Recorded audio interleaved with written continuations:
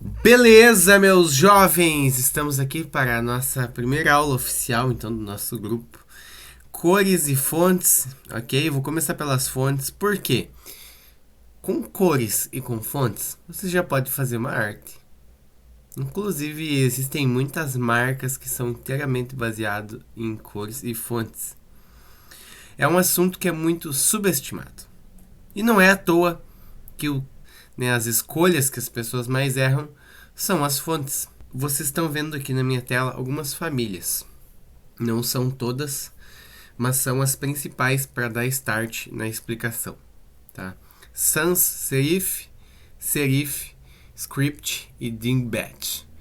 Por que sans serif? São as fontes sem serifa. O que é a serifa?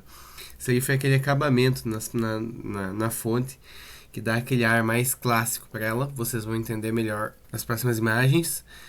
Aqui você pode ver na fonte serifada, essa é a fonte sem serifa, essa é a fonte com serifa, que aqui há um pequeno acabamento. Aqui sem serifa as fontes acabam de forma mais reta. Basicamente essas fontes são mais usadas na web, essas fontes mais usadas para impresso. Fontes script são fontes que parecem ser manuscritas, fontes que parecem ter sido escritas com algum pincel, com lápis, alguma coisa do tipo. Esse tipo de fonte aqui são fontes que geralmente são traduzidas em símbolos, tá? Pode ser funcional para alguma arte, para alguma coisa, ok? Aqui está um exemplo mais claro aqui para mostrar para vocês, tá? Um exemplo um pouquinho mais detalhado aqui, uma letra T sem serifa, uma letra T com serifa. Você pode ver que assim ela tem um visual mais clássico, mais elegante. Aqui é mais minimalista e mais direto ao ponto.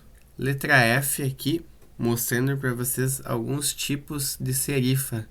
Serifa linear, bem retinha, né? Pode ver tanto em cima quanto embaixo. Serifa curvada, né? Que é a mais tradicional. Serifa quadrada, pouquinho, ela é similar à linear, só que ela é um pouco mais enxuta, ela é mais quadrada de fato. Serifa slab também vai ver bastante por aí, né? E serifa triangular. Ela é parecida com a serifa linear, só ela é mais angulada. Isso muda? Claro que muda. Na hora de tu criar uma marca, tu tem que levar em consideração esse detalhe. Não é qualquer fonte que tu vai escolher para criar uma marca. Aqui não é sobre famílias, mas é sobre o que ela passa, né? Cada fonte tem uma intenção. Então a gente tem, que nem essa primeira fonte aqui, a Deli, ela foi designada como uma fonte que tem um aspecto contemporâneo. Por que contemporâneo? Pode ver que ela tem uma serifa, ou seja, ela é uma fonte serifada, que vocês já vão começar a saber como identificar elas. Pode ver que é uma fonte com serifa, né? Tem um acabamento aqui. Porém, ela não tem aquele ar tão tradicional como essa fonte aqui do lado. Também é uma fonte serifada, mas lá tem uma serifa mais tradicional. Sofisticada, é uma fonte script, uma fonte bem rebuscada, o acabamento dela bem fininho, tem sempre um acabamento na finalização do traço. Por que eu digo finalização? Você começa o traço e finaliza o traço, mais ou menos como se você estivesse escrevendo, tá? Então você finaliza o traço com a pontinha bem fininha. É uma fonte sofisticada, uma fonte delicada, uma fonte elegante. Fontes simples são muito bem-vindas, né, para escrever subtítulos. Depois eu vou mostrar para vocês aonde cada fonte pode ser usada.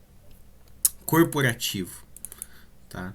Que é uma fonte que é uma fonte não é serifada, é uma fonte bem reta, bem minimalista, ideal para empresas que precisam passar um aspecto moderno. Dá um exemplo, né? Própria Uber, própria Apple, Samsung, entre outras aí, você vai encontrar esse tipo de fonte. Também é uma fonte que casa muito bem na web. E o dinâmico, tá?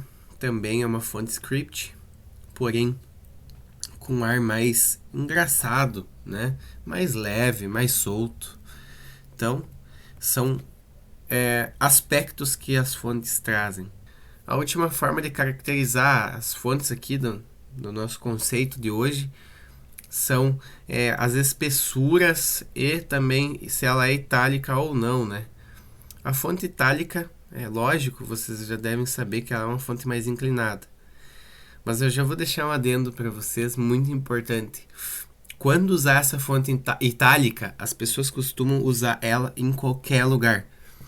Eu tenho um certo, não vou dizer preconceito contra a fonte itálica, mas eu acredito que você tem que usar a fonte itálica no lugar onde é conveniente.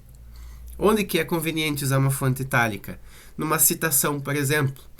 Você vai postar uma arte na segunda-feira com uma frase motivacional. Então você vem aqui, seleciona uma fonte itálica para escrever a citação e para escrever o nome de quem fez a citação, uma fonte normal. Dificilmente uma fonte itálica num texto ou algo do tipo, a menos que seja muito conveniente dentro do briefing. Tá? Além dessas aqui, ainda existe a Thin, que não tá aqui. Ela é uma fonte mais fina do que a Light. Tá? Light Italic, é Italic normal, né? Bold já é um pouquinho mais grossa. Bold Italic, Black, mais grossa ainda. Black Italic, Ultra Black. Esse vocês vão ver bastante. Condensed geralmente vai trazer uma característica diferente. Então tu pode ter uma fonte, né, e a mesma fonte ter mais de uma versão.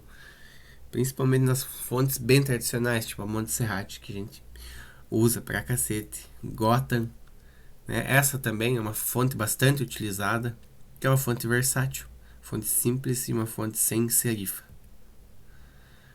Aqui separei para vocês, então, é um dos maiores erros, um dos erros que a gente vê ainda as pessoas cometendo, mas, claro, mais quem não é do ramo do design do que quem é. É o quê?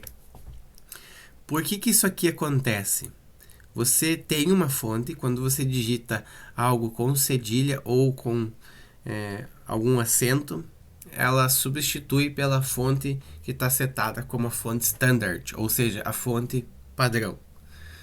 Isso geralmente acontece porque você só tem acesso à fonte completa com acentos quando ela está na versão paga. Geralmente quando isso acontece é porque a fonte está na versão gratuita. Tá?